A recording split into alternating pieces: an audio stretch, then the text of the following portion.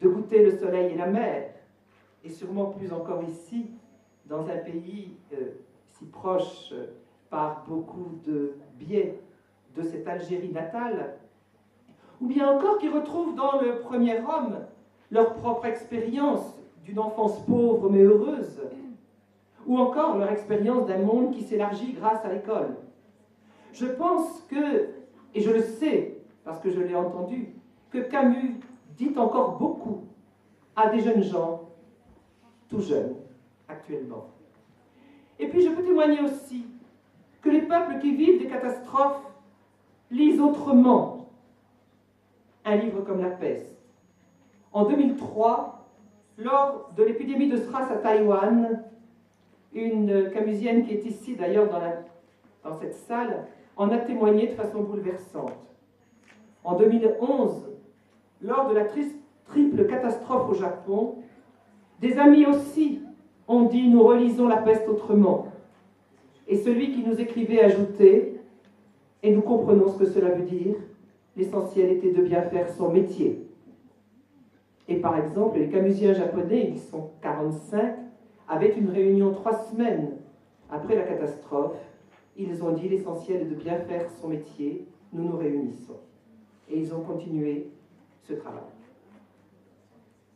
Camus a une faculté d'aimantation très grande pour les jeunes écrivains. Je ne vais pas déflorer, bien sûr, des sujets que des collègues, chacun bien meilleur spécialiste que moi dans son sujet, vont traiter aujourd'hui et demain. L'influence de Camus sur le roman algérien, par exemple. Mais je dirais que, autant qu'un style, et Camus en a eu plusieurs, il a une maîtrise du style parce qu'il travaille. C'est quelqu'un qui est persuadé qu'il faut apprendre à devenir écrivain. Et j'ai eu la chance de beaucoup parler avec Jacqueline Lévy-Valency de ces années où le jeune Camus devient écrivain. Il est de ceux qui ne pensent pas que l'on sait, que l'on a un don, mais de ceux qui travaillent, et qui travaillent à partir de leur admiration d'autres écrivains. Mais plus qu'un style, pour Camus, et les jeunes écrivains le sentent, il s'agit de travailler son être au monde, jusqu'à ce que viennent les mots justes pour dire à la fois les sensations, les sentiments, les perceptions, les idées, les souvenirs, dans une recherche éperdue de vérité et de beauté, les deux étant essentiels. Ne jamais oublier la vérité, mais toujours chercher aussi la beauté. Et je crois que c'est quelque chose que des jeunes écrivains exigeants par rapport à leur art peuvent percevoir chez Camus et à quoi ils sont très sensibles. Camus met très haut le métier d'artiste. Il en parle comme d'un métier. Mais il ne fait pas de l'artiste un être à part ou un être centré sur lui-même. Il fait de l'artiste, et nous allons avoir cet été un colloque sur Camus, l'artiste, en France. Il fait de l'artiste un être en prise directe avec le monde. Camus est quelqu'un qui allie l'exigence et la générosité, et en ce sens, il parle aux jeunes écrivains. Je voudrais aussi mentionner l'influence de Camus sur les jeunes qui se destinent au journalisme.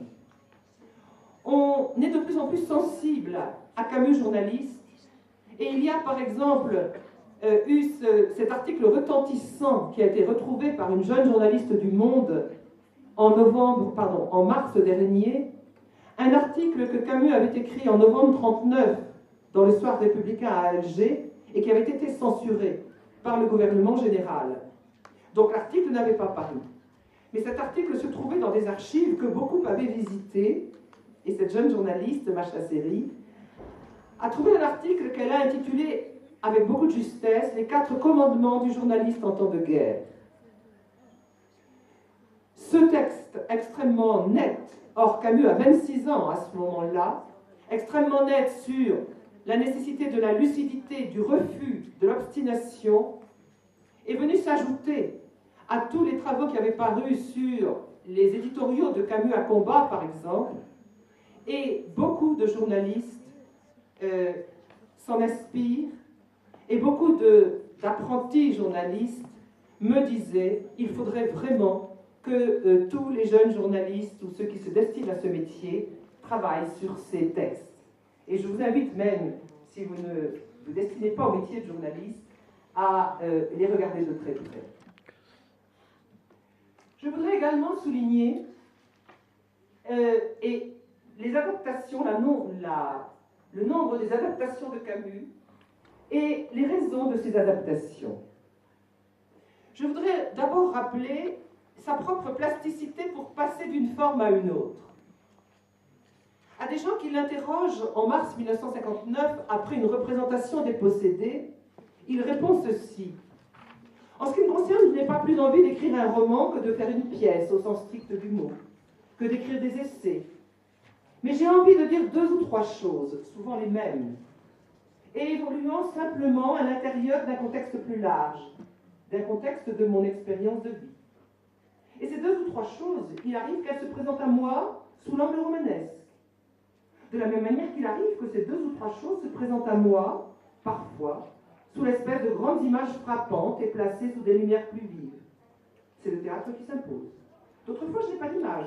Alors, je raisonne. Sous-entendu, je fais un essai philosophique. Je crois qu'on touche là une des raisons de cette possibilité très grande d'adapter Camus d'un genre à un autre. C'est que lui-même le vit comme cela. Et il a lui-même été aussi un très grand adaptateur. Dès 1936, il adapte Le Temps du mépris de Malraux avec sa première équipe, le Théâtre du Travail, et à la fin de sa vie, en 1959, c'est Les Possédés de Dostoïevski qu'il adapte. Malraux, Dostoïevski, ils s'affrontent à des textes très solides, et il faut beaucoup d'audace pour adapter du Malraux ou du Dostoïevski. En fait, Camus est quelqu'un qui réfléchit beaucoup à la spécificité des écritures, romanesques ou théâtrales, mais qui, ayant réfléchi aux deux, et même aussi à l'écriture philosophique qu'il pratique d'une manière extrêmement originale, l'écriture du mythe de Sisyphe est tout à fait étonnante comme écriture personnelle, je veux dire imbibée d'un jeu JE, qui se pose comme la source de l'expérience de pensée. Il réfléchit tellement à la spécificité de toutes ces écritures qu'il est tout à fait capable à la fois de les respecter et en même temps de passer de l'une à l'autre. Et je pense que cela permet aussi ces adaptations qui nous ravissent aujourd'hui. Je voudrais citer aussi dans la pratique scripturale de Camus les genres que je dirais à la limite et qu'il pratique. On connaît peu son mimeodrame, c'est-à-dire un texte qui est uniquement composé de didascalie. Un texte que l'on peut donc jouer, mais qui ne comporte pas de dialogue. Il le fait en 1953, ça s'intitule La vie d'artiste. Ça deviendra la nouvelle Jonas ou l'artiste au travail, dans l'exil et le royaume. Et puis, je crois que beaucoup ici le savent, La chute est un récit à la limite d'un genre théâtral qui serait le monologue dramatique. Camus donc travaille sur tous ces genres, et encore une fois, je pense qu'il faut y voir là aussi la raison du nombre des adaptations qui sont faites de son œuvre. Là encore, Gallimard, les éditions Gallimard m'ont fourni des chiffres. Mais ils ont renoncé à un moment donné, qui remonte à très loin, parce que c'était trop compliqué, il y en a trop. Mais rien qu'entre 2010 et 2012, en 3 ans, ils ont donné, et ce ne sont donc que les autorisations officielles, il y a dû y avoir bien d'autres adaptations qui ont été faites dans le monde. 26 autorisations rien que pour l'étranger, l'adaptation de l'étranger en 3 ans. 26 autorisations, à chaque fois donc avec des textes, des adaptations nouvelles. 74 autorisations pour l'ensemble de ses œuvres en 3 ans, autorisations d'adaptation. Et les demandes, me disait-il, émanent de tous les pays et de tous les continents, les États-Unis, la Suède, l'Italie, l'Allemagne, le Brésil, la Belgique, la Serbie, l'Angleterre, Israël, la Hongrie, le Japon, l'Estonie, l'Espagne, la Pologne. on fait le tour du monde. Rien que pour les autorisations d'adaptation d'œuvres de Camus. Alors vous voyez que le travail serait immense, et celui qui va être commencé aujourd'hui autour des adaptations, enfin de la transdisciplinarité, peut trouver des prolongements partout. Et pour le peu que j'en connaisse, je voudrais souligner la beauté de ces adaptations. Camus est quelqu'un qui inspire les artistes. Et je ne parle pas, par exemple, et Guy Basset qui est ici le sait bien mieux que moi, de la beauté des livres d'artistes et des couvertures d'éditions qui ont été faites. Il y a eu des expositions splendides. Les textes de Camus inspiraient magnifiquement ces artistes-là. Mais je parlerai, j'ai dit un mot tout à l'heure, de la beauté des bandes dessinées de Ferrandez. Nous parlerons tout à l'heure du très beau film de Gianni Amelio sur le premier homme. Je n'ai pas encore pu voir le spectacle d'Abd el-Malik, mais j'ai beaucoup d'amis qui ont pu le voir en Provence et qui me disent que c'est extraordinaire. Et Abd el-Malik parle de Camus d'une manière tout à fait remarquable, parce que c'est un rappeur, mais c'est aussi quelqu'un qui a des convictions et qui se bat sur des causes très précises et qui trouve un grand frère en Camus. Je voudrais citer l'illustration de l'étranger par José Munoz, qui est paru il y a 2 ans, qui est tout à fait intéressante. Je vous lirai simplement l'avis d'Alice Kaplan à la sortie. Au premier regard, dit-elle, j'ai eu du mal à accepter le noir et blanc pour une histoire, un paysage que j'ai toujours imaginé en couleur. Mais je me suis laissé guider par la force de l'encre. Je fais une parenthèse, ce sont des dessins à l'encre, c'est tout en noir et blanc. Je me suis laissé guider par la force de l'encre et j'ai fini par être bouleversé par la vision de l'étranger qui nous est donnée ici, qui nous livre l'historicité du livre, ses lieux, ses émotions. On a l'impression, grâce à l'art de José Munoz, de voir pour la première fois comment le soleil se brisait en morceaux sur le sable et sur la mer. Je citerai encore, parmi les expériences que j'ai pu voir, le solo de Pierre-Jean Peters, qui est un acteur, qui dans 3 mises en scène différentes entre 2008 et 2012, et nous sommes quelques-unes à l'avoir vu ici, et une fois sur une scène complètement nue, a joué des adaptations de l'étranger. Et je dirais que l'extraordinaire réussite de ces 3 adaptations, ça n'était pas seulement que Pierre-Jean Peters jouait tous les rôles, mais je trouvais que sa très grande force était dans la traduction corporelle qu'il donnait de l'évolution de Meursault. Là encore, de 3 manières différentes, parce qu'à chaque fois c'était différent, je trouvais qu'il était fidèle à l'étranger d'une manière extraordinaire. Je voudrais évoquer pour finir 2 expériences qui sont aussi de l'ordre de l'adaptation, qui sont en train de se réaliser, auxquelles j'ai la chance d'être mêlé de près. Un très grand documentariste, Abraham Segal, qui a fait aussi des documentaires sur les fondamentalismes, par exemple, a fait ce pari fou d'un documentaire à partir des essais philosophiques de Camus, le mythe de Sisyphe et l'homme révolté. Et il veut montrer l'actualité de cette pensée de l'absurde et de la révolte.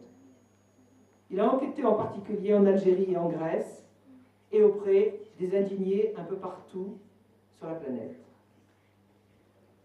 Je sais son scénario, j'attends de voir les images, ça sera très extraordinaire. Et je voudrais aussi vous parler du travail que nous sommes en train de mener avec un scénographe, Yassine Aït Kassi, qui a des racines algériennes, avec lequel nous travaillons pour l'exposition d'Aix-en-Provence cet automne. Et le titre de cette expérience, de cette exposition, c'est Albert Camus, Parcours d'un citoyen du monde. Et voilà que cet artiste transmédia, c'est comme ça qu'il s'intitule, qu'il se définit, est en train d'élaborer des images à partir des mots et des idées de Camus. Il ne s'agit pas simplement d'illustrer avec des photos de Camus ou des paysages. Il s'agit de faire entrer dans la pensée de Camus. Et donc nous travaillons avec lui, j'allais dire, nous lui donnons des phrases, des mots, des textes, et il fabrique des images à partir de là. Alors bien sûr, nous montrerons aussi des manuscrits, des documents, Mais c'est la première fois que j'assiste à cet échange entre ces textes et la fabrication d'images telles que ces artistes transmédia peuvent le faire. Le but étant de faire entrer en contact des gens qui ne sont pas forcément des intellectuels avec la pensée de Camus et qu'il en sorte une émotion. C'est vous dire que le sujet qui a été choisi par les organisateurs pour ce colloque me paraît au plein cœur de la réalité de Camus aujourd'hui. Et que la réception transdisciplinaire joint, je crois, deux choses capitales et que j'ai essayé de montrer dans cette conférence, c'est que d'une part, la réception de Camus est universelle et que d'autre part, ces adaptations, cette transdisciplinarité devient quelque chose de fondamental dans l'approche de cette œuvre, peut-être plus que par rapport à d'autres œuvres. Et donc il me semble que les avoir rassemblés en un colloque est d'une justesse totale, et je salue la perspicacité de ceux qui ont fait ce choix.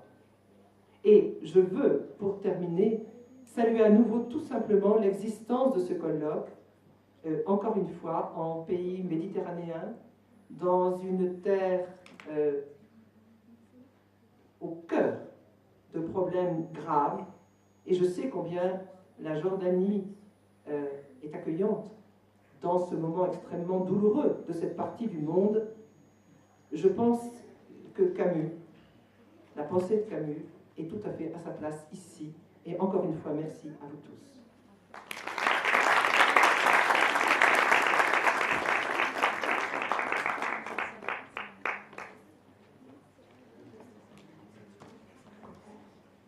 Maintenant, nous vous invitons à visiter l'exposition des étudiants. والآن ندعوكم لزيارة المعرض وهو من إعداد طلاب قسم اللغة الفرنسية. تفضل.